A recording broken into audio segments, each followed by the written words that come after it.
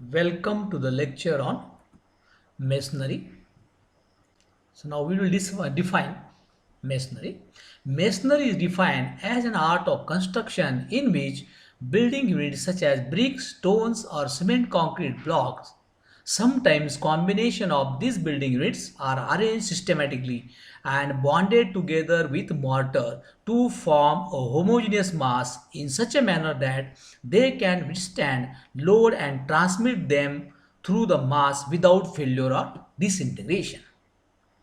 So masonry is nothing but it is an art of construction with the help of various building units. What are the various building units? So buildings are constructed with the help of bricks, with the help of stones, also with the help of blocks. So these bricks, stones and blocks, these are called as building units.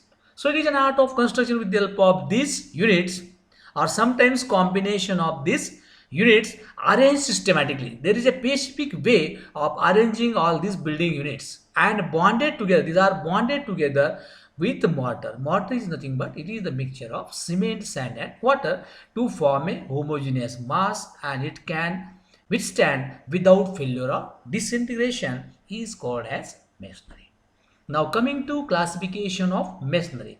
So this classification is based on the building units used. So if bricks are used, masonry is called as brick masonry. If stones are used, it is called as stone masonry. If blocks are used, it is called as block masonry. Now there are various types of blocks which are available in the market. Apart from these, again additional two types are there: reinforced masonry, composite masonry. So at this level, at second year level, SY level, we'll discuss only stone masonry and brick masonry. So already we have discussed masonry is nothing but it is an art of construction with the help of various building units bonded together with the help of mortar. So if stones are used for construction, then it is called as stone masonry. The art of building the structure with stones as a constructional unit bonded together with mortar is called as stone masonry. Hope it is clear to everybody. Now question man, what is stone? What is stone? So rock that is removed from its natural site. The natural site is called as quarry. Marathi it is called as Khan, and generally cut or dressed and then finished for building purposes is called as stone. So stone is nothing but it is the rock in natural form which is taken out, which is removed from the quarry. Now there are various important terms which are used in stone masonry, and one has to be conceptually clear regarding this different technical terms, or you can say definitions. So very first is course. So definition is a course is a horizontal layer of stones or bricks. It is a horizontal layer. So here you can see this complete horizontal layer, it is called as course. Next is bed. This is the surface of the stone or brick perpendicular to the line of pressure. It indicates the lower surface of the bricks or stone in each course. So if you treat this as a line of pressure, right, in that case the surface which is perpendicular, so this is perpendicular, this is also perpendicular, this is top surface, bottom surface. So the bottom surface which is perpendicular to the line of action of pressure is called as bed. In simple words you can say the portion on which stones or bricks are laid, so it is called as bed. Then back, the inner surface of the wall which is not exposed is called as back. The material forming the back is known as backing. B-A-C-K-I-N-G, backing. Please correct it, backing. Right. So if you treat this wall as a wall of the room, so obviously this surface will be the outer surface which is exposed to the atmosphere, and the back side is called as back. It is also called as inner surface which is not exposed to the atmosphere, you can say climatic condition. Next is face. The exterior of the wall exposed to weather is known as face. The material used in the face is known as facing. So this portion is exposed to the atmosphere, so this is called as face. The material used is called as facing. Now next is hurting. It is the interior portion of the wall between facing and backing. So in between this face and back whatever material used, it is called as hurting. Joint, it is the junction of two or more bricks. If you go to the back slide, what is joint? It is the junction of two or more bricks or stones. If the joint is parallel to the bed of the brick or stone in a course, then it is termed as bed joint. The bed joint is also called as horizontal joint. And the joint which is perpendicular to the bed, it is called as vertical joint. So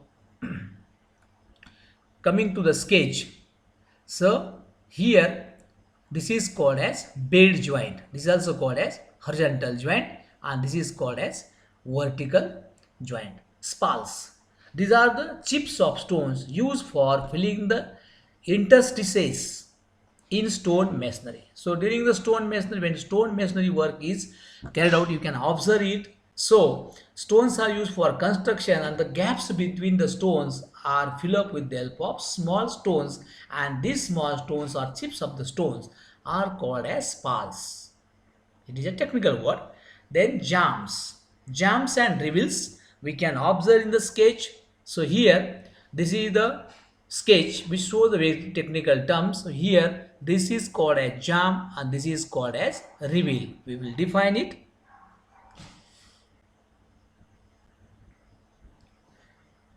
Jambs, these are the vertical sides of an opening for doors and windows.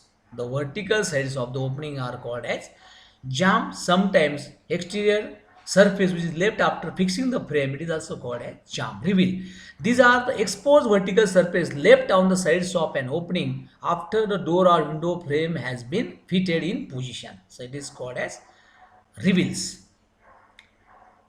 So again I will like to show various technical terms. We'll discuss. This is seal, this is the print course, this is the window frame in cross section. Reveal, or do we have discussed. Jam we have discussed. Then this is the lintel.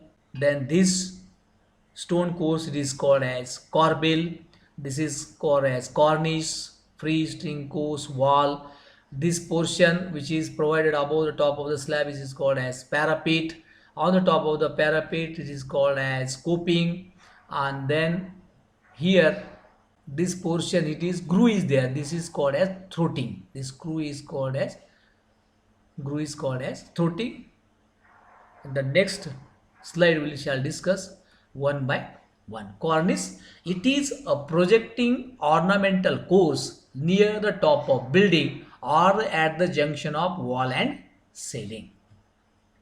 So what is it? It is a projecting ornamental course. So this is the projecting ornamental course which is provided at the junction of wall and slab, or you can say ceiling. Why it is called as ornamental? Because here this type of molding is provided, attractive appearance is provided, which is called as ornamental appearance.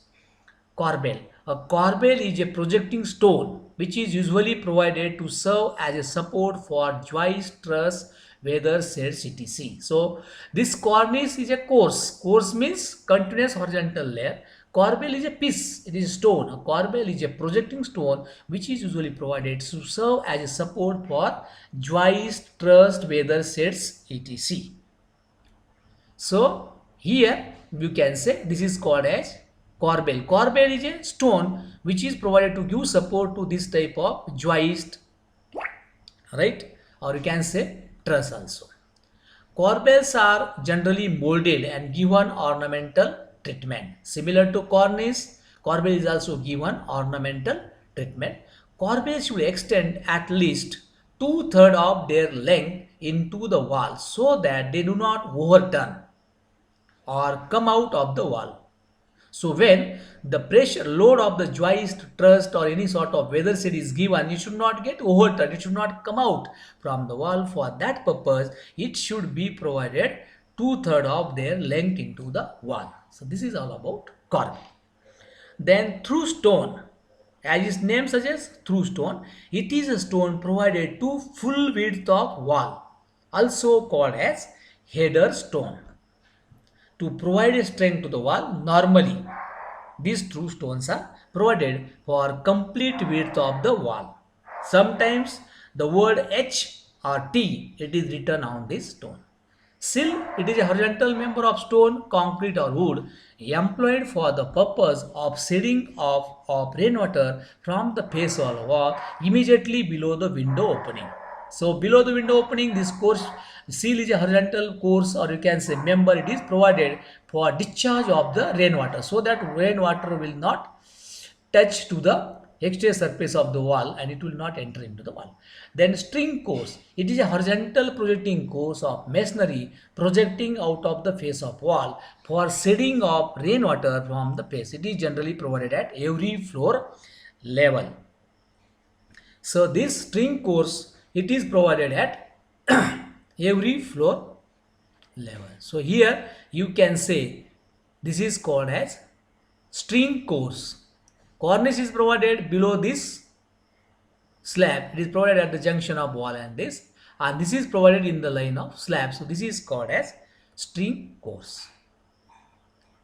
This is called as string course. What is string course? It is a horizontal projecting course of masonry projecting out of the face of wall for shedding of the rainwater, so that rainwater will get discharged off from the face of the wall.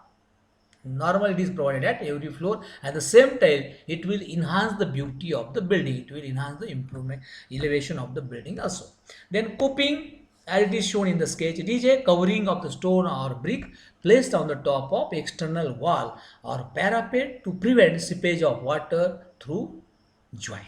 So coping is provided on the top of parapet so that the rainwater will not enter into the wall through the joints. To protect the wall from the joint on the top of the parapet wall, it is provided.